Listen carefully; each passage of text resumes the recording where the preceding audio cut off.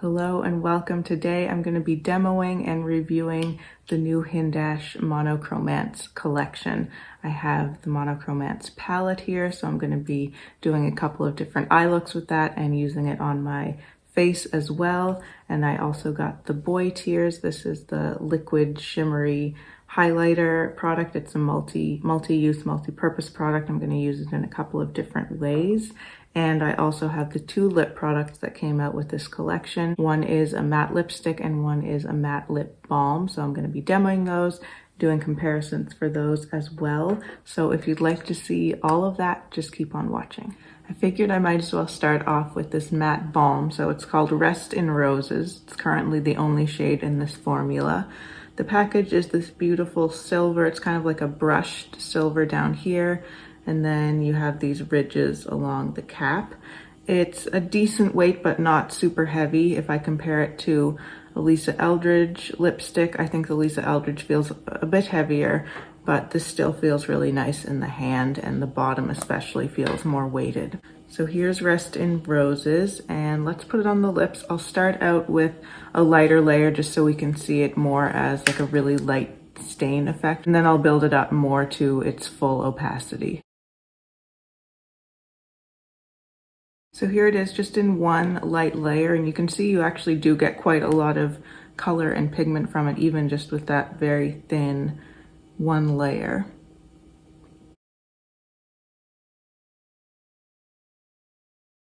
Here it is built up. I think this is a beautiful color. It's one of those universally flattering rosy type of tones. It has quite a lot of depth, more depth than I was expecting, and more saturation and pigment actually than I was expecting as well. But that's not a bad thing. I think it's really beautiful and really can enliven the face. I think you could probably use this as a cream blush in a pinch if you wanted to. I'm not going to do that today though, because I want to focus on the palette more for what's going on with the rest of my face. But for now, I'm going to leave this lip balm on, and then I think once I've done my whole makeup look, I can take it off and we'll try the peach lipstick. All right, so let's get into just a little bit of contour, and then I think I'll move on to the eyes, and then what I do on the eyes will probably help me determine what I want for blush. Ever since I saw the palette, I've been really interested in this first shade here, or these first two shades, Alter Ego, for contour. So I wanted to try, I think I'll go like right in the middle of the pan here. I'm using my Sonia G detail brush from the Lotus set. It's a nice size to fit into these pans, and it's also like big enough for use on the face, and actually a great shape for contour too. So I have my foundation on already. It's going to be listed below. And I have set a little bit with powder, but not specifically really in this area. I set more the T-zone and kind of on my chin. So my base is still a little bit tacky, not fully set down, but I'm not really having any issues with blending this powder. But I'm just going in with more of a kind of like buffing type of motion, rather than a swiping motion. I just feel like that's gonna apply easier and blend better on my unset base.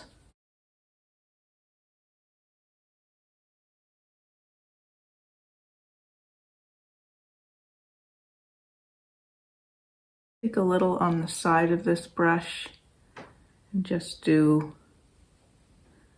kind of perfunctory nose contour, but it's enough for me for today. All right, well, I think that is possibly the most perfect contour color I've ever used on my skin. That's just perfect, and the texture of the powders is so light, it's so finely milled that it just becomes one with the skin and looks so natural on the skin. That is amazing. It has a little bit of warmth in it too.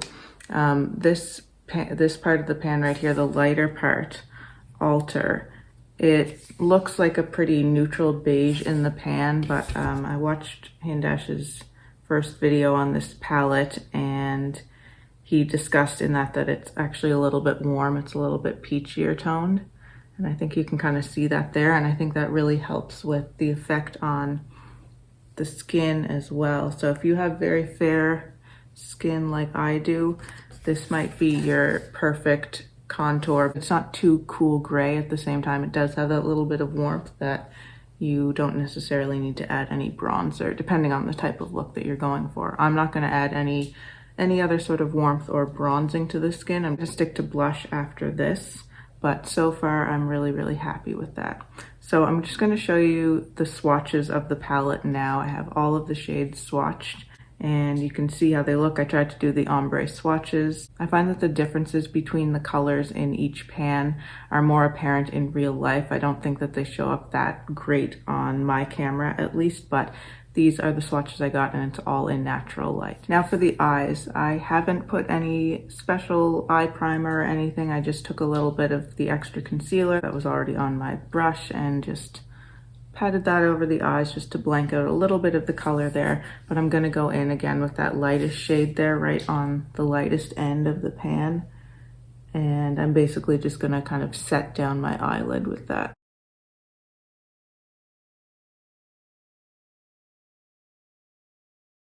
I really want to challenge myself and try to use these teal blue tones here, because I always find blue eyeshadow is the most challenging for me to wear. It's the hardest for me to wear in a way that looks flattering or wearable on me.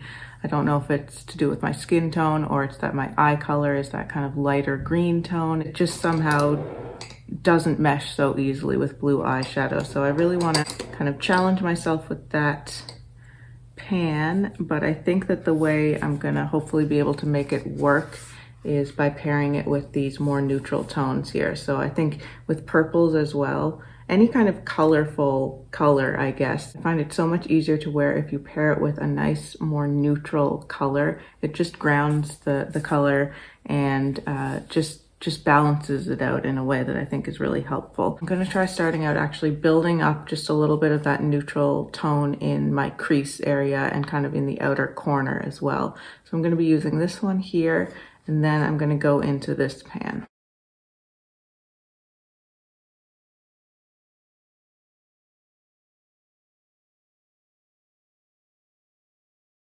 I have to tell you that although this is a first impressions of this palette, I did actually get the Beautopsy palette, and I've been working with that for a few days now. So I have familiarity now with Hindash's formula. I know I said, I think in the video where I was talking about new and upcoming makeup releases where I talked about this Monochromance palette, I mentioned that I was hopeful that I'd be able to get it in a bundle with Beautopsy from Beautylish.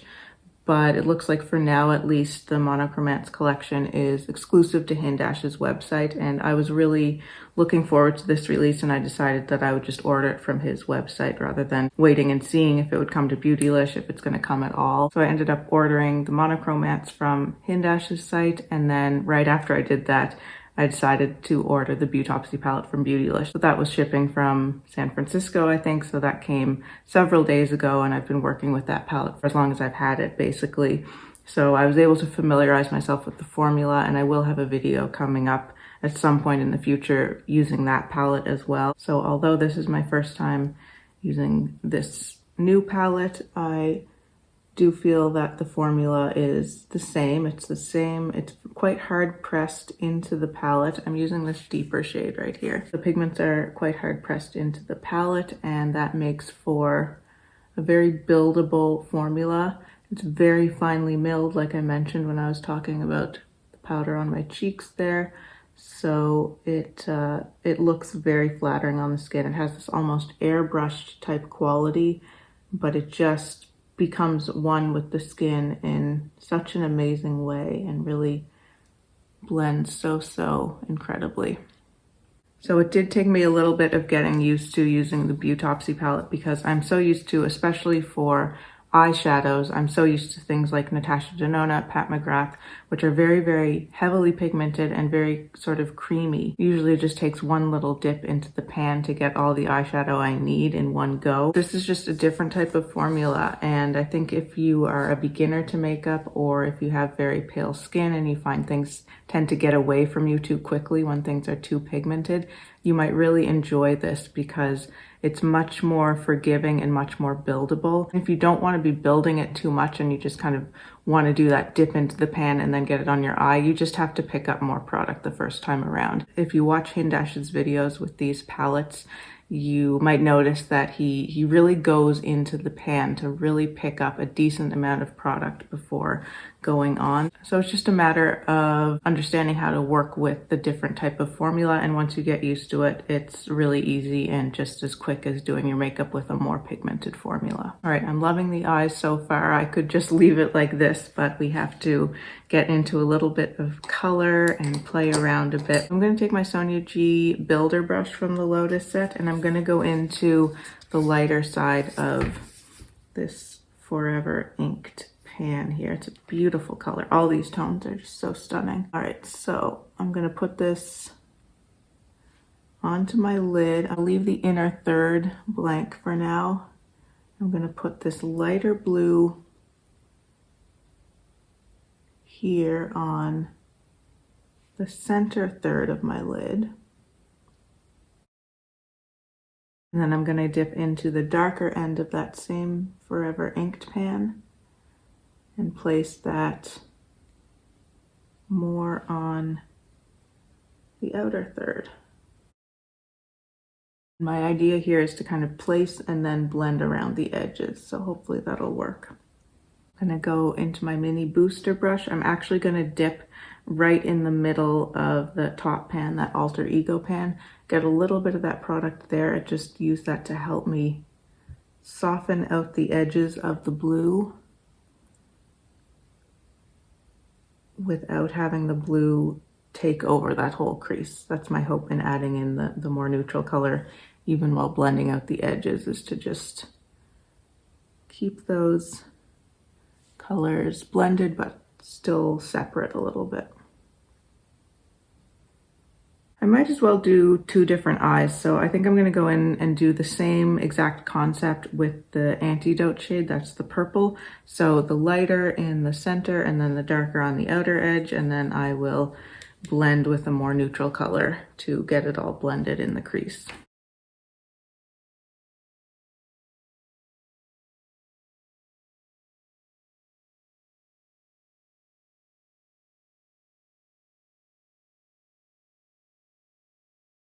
I'm going to pull that, again, the lightest tone, the Alter shade, on a nice small little brush. This is the Sonia G Flat Definer, and I'm going to do the inner third of the blue eyelid with that.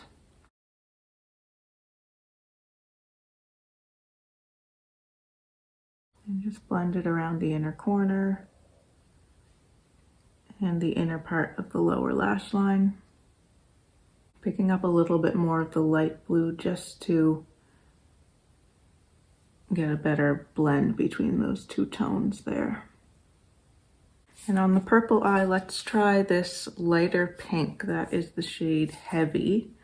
Going into the lightest part of that heavy petal pan, and just again doing the same concept with putting that on the inner third of that lid, blending, pulling it around the inner corner and a little bit on the lower lash line.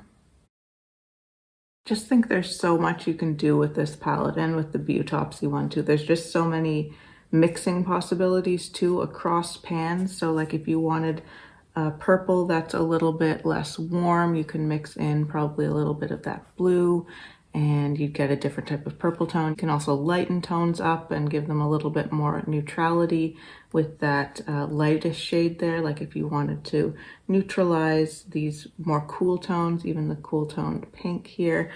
There are just so many ways that you can play around and blend and mix the colors, which I think is really great to be able to have that kind of a versatility in one palette. And looking at this eye, actually, I'm feeling like that pink is a little bit much, so I'm going to go into Alter, which is that lightest tone again, with a little bit of a fluffier brush, and just kind of brush that over it and see what happens. It just kind of tones down that color a little bit.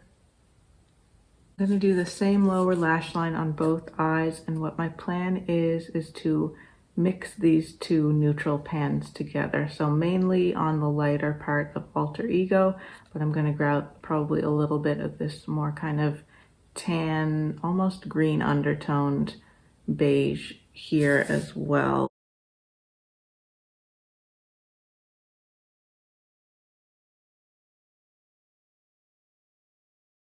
Going into Made, which is the darker shade in Match Made, and just pulling that along, right along the outer edge of the lower lash line. So if you wanted a fully matte eye look, you could go with either of these. But I'm gonna play around with Boy Tears, which looks like a really beautiful shimmer, but I wanted to do my eyebrows. I forgot to do those. So I'm gonna go into, again, that more contoury shade, and I'll add a little bit of that one if I want to. I'm using a Rephr number 3 brush, which is a lot bigger than you would normally use for eyebrows, but I really want to just kind of quickly blend that powder into my brows and get that job done.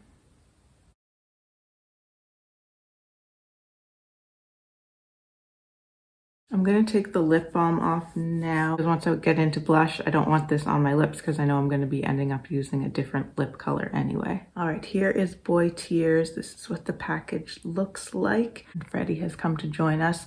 It's very similar to the packaging, presentation, and even the doe foot is very similar to the one in Lisa Eldridge Liquid Lurex eyeshadows. Here's a swatch of that on the back of my hand. That's 2 layers built up. So this is a champagne toned shimmer, and it has multicolored shimmers in it, but apparently the base of it is actually fairly clear and colorless. So that means it should hopefully be really good for working on top of lots of different eyeshadow colors and different skin tones if you were going to use it as a highlighter as well. So I'm just going to add a little bit more of it onto the back of my hand. Take my Rephr 21 brush. Get a little bit of the product on there and pat it on my eye.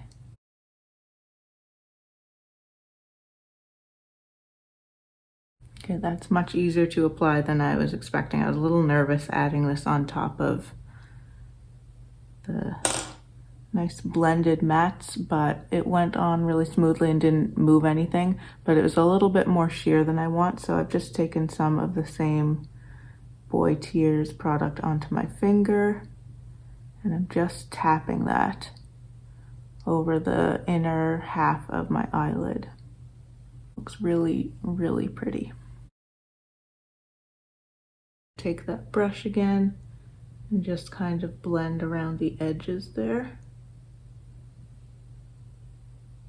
That looks really nice. So I think it is going to take me a little bit more practice to really figure out how I like to work with this best, but so far so good. It has a very interesting feel to it. It doesn't feel like the Lisa Eldridge liquid eyeshadows. It's a much more kind of oily, wet feeling, where the Lisa Eldridge ones, you can feel even when you touch them initially, you can kind of tell that they're going to dry down and set down really quickly. This, I think you have a little bit more time to work with, and it does have a much more sort of oil type of feel in it. It's a bit of a thinner feeling formula, but it does dry down, just not as quickly as some other liquid eyeshadows, which is not necessarily a bad thing. Gives you more time to work with it, and again, it's just like the powders, it's a matter of just understanding how to work with the formula. Let's finish up the cheeks with some blush, and then I'm going to finish off the eyes off camera, and then I'll come back just to round up my thoughts. Going in again with my detail brush, I'm going to first use this shade right here, this lighter kind of terracotta shade from Heartthrob. It's the heart shade from there, and I'm going to use that on both cheeks. I think a nice peachy tone in blush and lipstick actually is something that can really help with a cooler toned eyeshadow that you might find difficult to wear. So with the blue, even with purple, I think that peach is a really nice kind of foil almost to those cooler, sweeter tones on the eyes.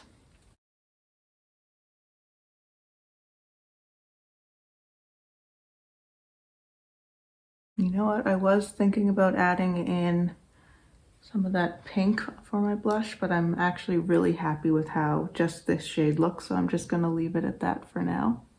Depending on the look you're doing, you can use the pinks. I think you can also dip into the purples for blush. You might not want to use a straight up, though the purples I think do end up looking a little bit warmer on the skin than they look in the pan. So you might be able to actually get away with that as a sole blush color, but you can also mix among these pans as well.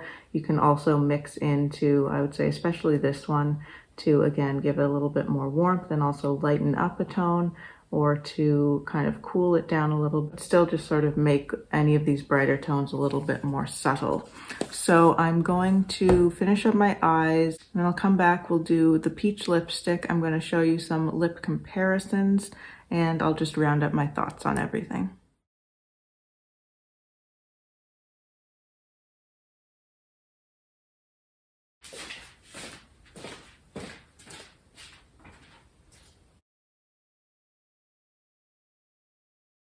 Okay, the eyes are finished. I ended up actually using the Made shade as a little bit of a powder liner. I didn't go in with a regular eyeliner today. Here's what the eyes look like now.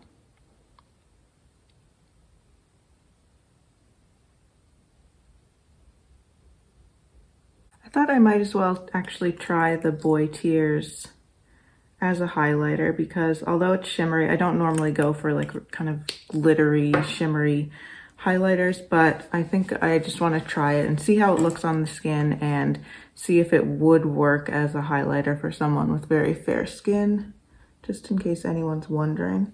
So I can see the pigment right away when I put it on my skin there, but then as I blend it out, yeah, I think you can see a little bit of a cast from it up on that higher point where I don't have the blush, but as a little bit of a blush topper,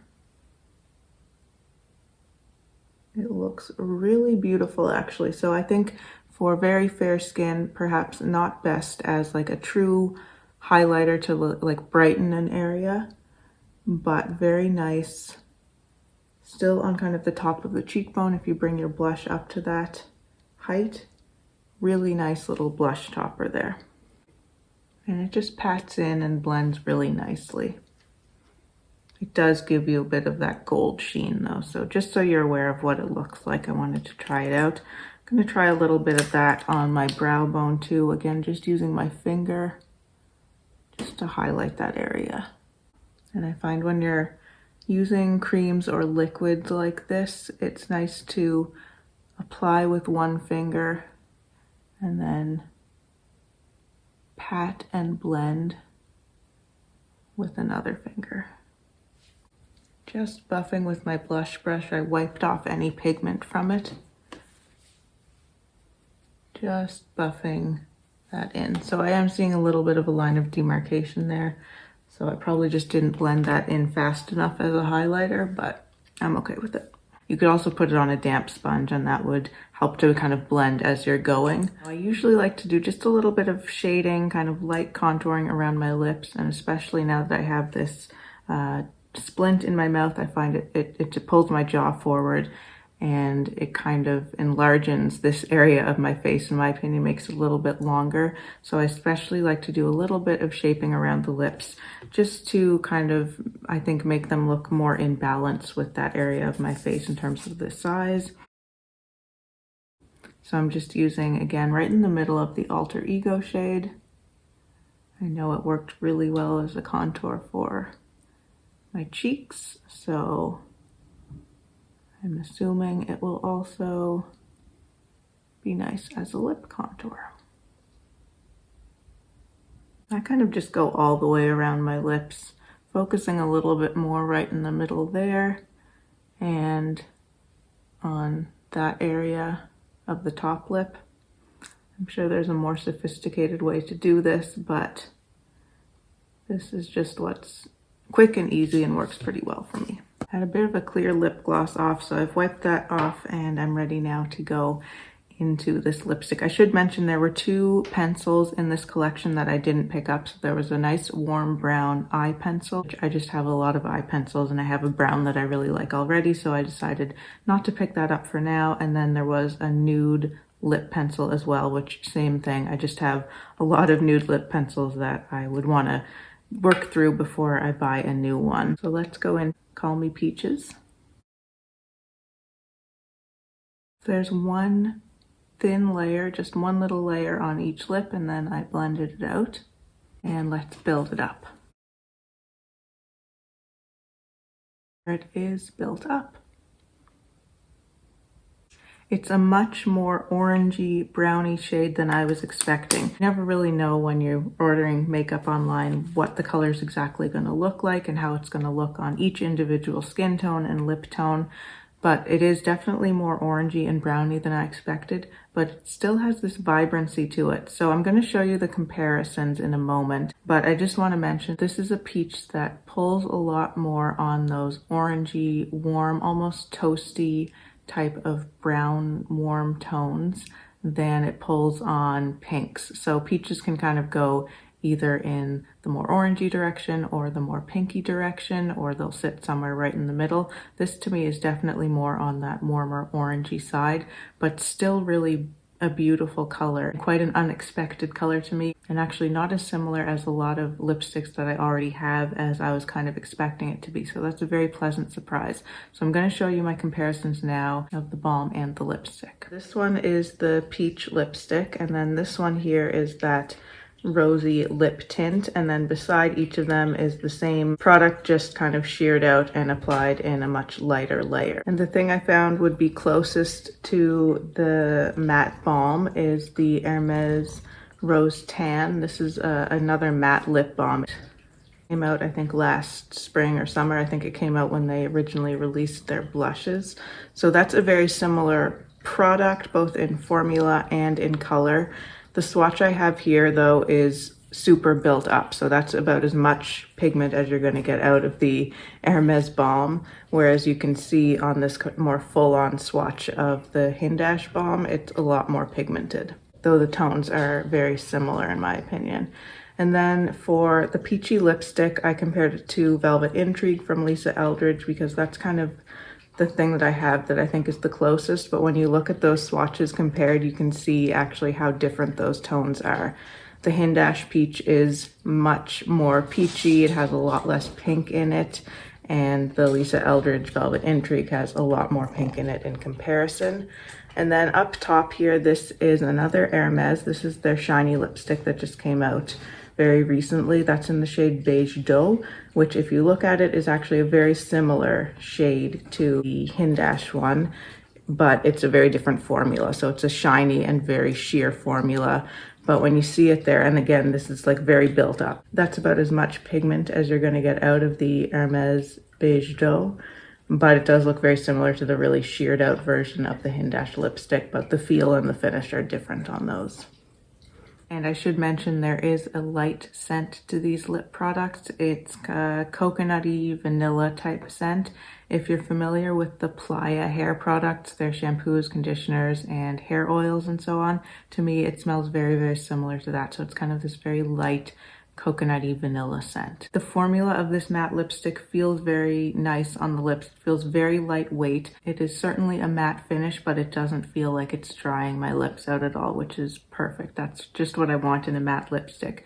Time will tell how well it wears, but so far I'm really enjoying the formula. I think it has a really nice high pigmentation. If I'm comparing it to other matte formulas that I'm very familiar with, the Lisa Eldridge to me feels a little bit thicker than this one, but similar on the level of pigmentation and actually how it looks on the lips. It looks like this very nice sort of thin veil of super pigmented color, if that makes sense. I think there are a lot of similarities between those formulas, but this feels a little bit more lightweight to me than the Lisa Eldridge. And then the other matte formula that I'm thinking of is the Bite Beauty, their Power Move matte lipsticks that they came out with last year. To me, this feels a little bit more similar to that in terms of the thickness of it. So they're both very thin formulas. Again, quite highly pigmented with a very thin layer. But I found that those Bite ones feel a little bit more silicone-y and a little bit more dry on the lips. This feels like it might be moisturizing just a little bit at the same time as providing this color. So overall, I'm very happy with this collection. Of course, this is just my first impressions, but so far I'm enjoying everything. I'm very excited to play around more with this palette, mixing the tones and doing different colorful looks.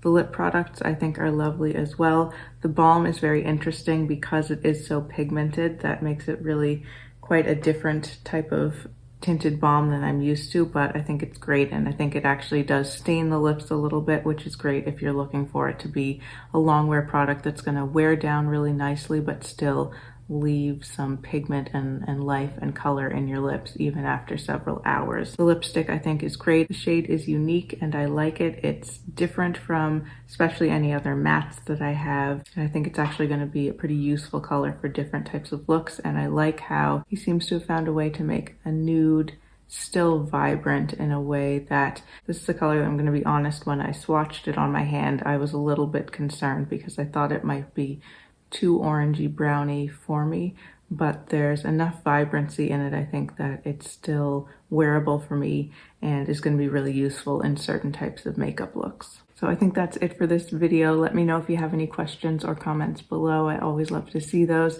and if you'd like to see more from me and you haven't subscribed to my channel already, I would love for you to do so. Thanks again so much for watching. Take care, and I'll see you in my next video.